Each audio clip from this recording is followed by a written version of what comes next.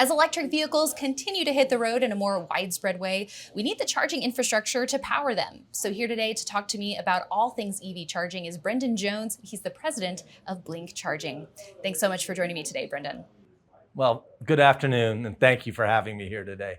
So we have this government money now for EV charging infrastructure.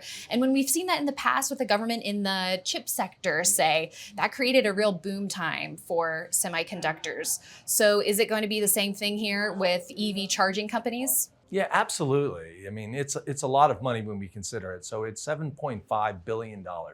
So $5 billion of that money is going to be devoted for charging along our nation's highway.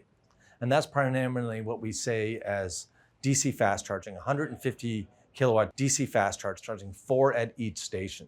So that's a big boon for the industry. It's a big boon for the EV charging companies such as Blink, the manufacturers of charging equipment, which we do as well, and for the installers, the utilities, etc. The other part of that funding is $2.5 billion, and that's dedicated to disadvantaged communities and also rural communities that don't necessarily have big investments from private industry into the charging stations in their areas, and then other projects that may arise that increase EV adoption, increase EV mobility via charging stations throughout the country. So we see, bright things to happen, but it's just a start. Clearly, we need more injection of capital from the private capital markets. We need more companies to invest in purchasing chargers for their workplaces, for their buildings. So it's going to take the whole ecosystem working together to capitalize this big transition. So there are other players in this space. So how does Blink go about winning those contracts and that business? So Blink, we like to rely on our successful history we've had with working with states and local government and government agencies. So over the past 24 months, we've participated and been awarded about $32 million worth of grants. And those have followed a very similar application process as the NEVI program is going to use. And right now, we're already participating. So the first state to come out with was Ohio. They just launched their RFP, and Blink has already replied to that. And we'll work closely because what we want to do is participate in the process. We want to work with the states in a collaborative way to make sure the dollars are going to be used well, in the right place, at the right time. That's where you need to place charging, because it really does take the ecosystem.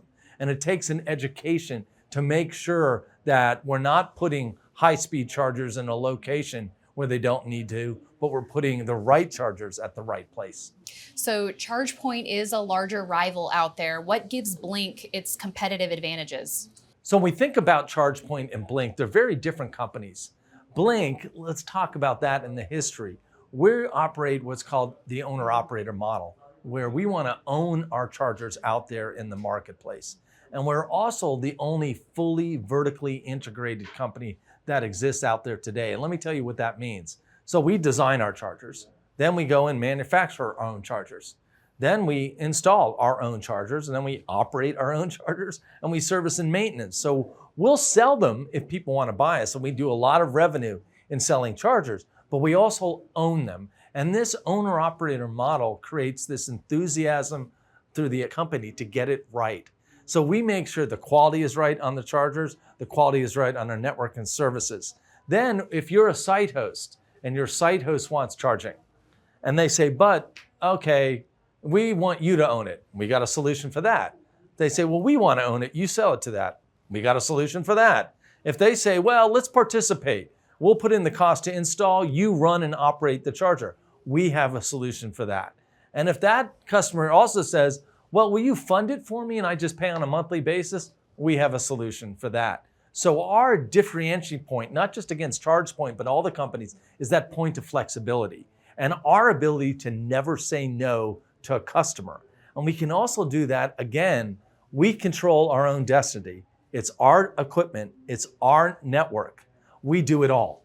That makes a lot of sense. So with the different end markets, I guess you could say, or the different customers at the end of the day, right? Commercial or fleets.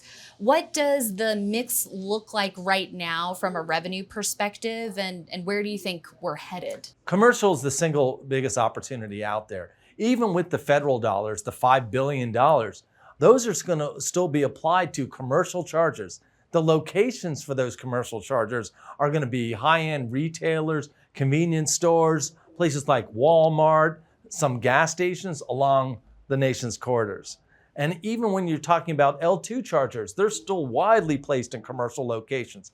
Healthcare providers, libraries, stadiums, anywhere with a long dwell time, supermarkets as well. So commercial applications of chargers is the biggest part of the pie. Then there's home applications of the chargers. And then you have the fleet applications that are emerging and growing simultaneously. And some have different models in there, but clearly commercial, period, biggest segment to be in. For sure. And so you talked about the different types of chargers. So let's sort of dig into that a little bit more for those who aren't familiar with the different charging technologies. So, basically the groups are divided into two: AC chargers and DC fast chargers. Now let's talk DC fast chargers. So DC fast chargers you can get in small compact sizes as low as 30 kilowatt and go all the way up there to over 400 kilowatt. And these are big, big charging systems. AC charging is a little different. The form factor is actually much closer to one another. You can have smaller chargers, but then when you get to a larger 19.2 kilowatt AC charger, it's not that big of a leap in size. So their form factor, what differentiates them is the features. So you can have what we call a basic dumb charger installed in your home. All it doesn't charge. You can have then add, say, no, I want Wi-Fi on it. I want mobile access to it. I want it to integrate with my utility. Then you're increasing your feature set on that. So in the software and firmware technologies where AC chargers start to differentiate, as well as speed, because you can have a very, very slow AC charger or the fastest in the US, which is 19.2 kilowatts. So we talked about the revenue side. Now let's talk about the path to profitability. What does that look like for Blink? There's a correlation that has to happen between the deployment of chargers and the utilization of that. And that deployment is pegged against the vehicle sales. So when we're looking at all the analyst predictions for where EV sales are going to go and how many chargers we put in the market and what that utilization needs to be to achieve profitability, is very positive. And think about what we're doing from a Blink perspective, which is really unique in the industry. So we're doing a bit of hedging our bets, right? There's no question that when we look at AC chargers that over time, they're going to become commoditized and the price is going to come down. So we're going to lose margin over time in that industry. We'll gain some by keep making it more efficient, lower the cost of manufacturing, get to scale, etc. But as that starts to be reduced a bit, then we have the owner-operator model where we're generating revenue from the sale of kilowatts. And Blink is the only company doing that today. We're doing the sales model to generate today's revenue and the owner-operated model that we're doing to generate tomorrow's revenue. So we really see our future bright. And again, back to what we've said many times, when you couple that on top of we're our own manufacturer, we develop our own network with our own employees, we're creating this self-contained ecosystem that is going to really drive us towards sustainability. What is the biggest challenge that Blink is looking to overcome with the rollout that we're seeing, which is going to be pretty complex? The biggest challenge is really a simple challenge, but then it becomes complex. And that's the education part. And that's to make sure that we don't overstate DC fast charging as the cure-all for all solutions, because it becomes a little bit of a bright, shiny object. And wow, we got $5 billion for it. Wow, it's faster. But as we fondly say to many people, if your car sits 90 to 95% of the time, and that's DOT statistics for all of us, why not charge it at a much lower cost of installation on an L2 charger wherever you live, wherever you work, wherever you play? But educating on that is difficult. And educating on how many miles people really drive. You know, the US is a very fickle market. That's what makes us great. And freedom is part of our DNA. And that's why you see so many SUVs on the market for people that have never put it in four-wheel drive. They always want the range. So we have to have this blend of practicality and then give them what they want simultaneously. Exactly. Yeah, we want it now, right? Yes, absolutely. So, what does the landscape look like for Blink outside of the US? So outside of the US, it's a big market for Blink. So right now, we'll go in Europe and we'll move a little bit east. So we operate companies that will all be under the Blink brand shortly here in both England and Ireland, Dublin, and right outside of London. We have two companies in Europe located, one in Belgium and then one just north in Amsterdam. Then as you move away, we operate a separate business in collaboration with a different company in Greece. Our big parts manufacturing facility for our US-based product is in India. And we operate that, that's also where our software development company is located. All Blink employees there. When we look at then other areas, we are now selling chargers into South America. We're working on selling chargers into Korea today, and we're expanding to other markets. So we are definitely what you call a global company with a mind towards expansion. And we see that happening both organically and through acquisition. This year alone, over the last 18 to 24 months, we've bought 4 separate companies. And you plan to continue to be acquisitive? We plan to be very inquisitive on this topic for the foreseeable future. And how much revenue would you attribute outside of the US?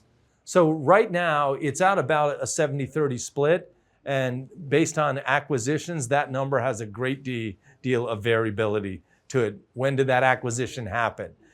Prior to the Semiconnect acquisition, which was one of the bigger US L2 players, you had almost closer to a 50-50 blend. Right now, it's about 70-30. 70% US, 30% Europe. Okay, great. But one acquisition did that. So we go the other way in Europe. It could go the other way. Yeah, there you go. What would you say is the most critical market outside of the US to make inroads in? So right now there's developing, and we keep our foot in a lot of the developing markets. But when you look at where the money is being invested, there's no question it's Europe. When you look at the federal dollars available in England and in Ireland, and then you look in Belgium and you look in the Netherlands, you go to France, you go to Germany, there's an awful lot of money being invested. So the European Union as a whole is a very good market. Spain is about to explode, and we're looking carefully at Spain on how do we go in. So we're already moving towards it. Is it organically? Is it through acquisition? Because Spain is going to boom as an EV market. So in the US, it's state by state. So, California is leading the way. But for the first time, we're seeing the East Coast states start to pop. We're seeing Chicago pop. We're seeing Texas pop. We're seeing Florida pop. Now we're moving into the heart of America, and we're seeing some transition there. The greatest thing is EV has become nonpartisan. It's just cool technology. And who doesn't want to drive a cool car? Everybody does. Doesn't matter what your political affiliation is. And when you think about it, EVs and what they do. So we're all running on domestically produced energy. How much? Great. These jobs that we're creating are domestic jobs. When I'm manufacturing at a buoy, those are US workers. And Blink has already announced we're looking for another manufacturing facility in the US today. So EVs are job creators. EV infrastructure is job creators. It's green energy creating. It improves the environment. It improves our economy. Why wouldn't somebody be part of this fantastic journey that we're on? So yeah, it seems like there are a lot of opportunities. What would you say is your biggest goal as president of the company for 2023? So my biggest goal as president of Blink is to ensure that I drive it towards efficiency and profitability, both on a sales, operations, and marketing perspective. Do the right things at the right time for the customers, continuously improve the technology, and look every day from what we call a Kaizen methodology. What can I do better today than we did yesterday? What system, what step, what process, what thought process can we improve to make it better? So that, really when we're in this big volume, when we're in this state of all the cars being sold, we've got it down. Well, thank you so much for giving us an inside look at Blink's business. We really appreciate it. Absolutely.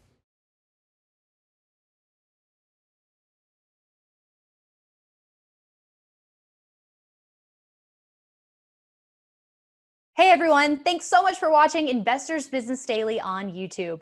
If you want to watch more videos, make sure you hit that subscribe button so you don't miss a thing.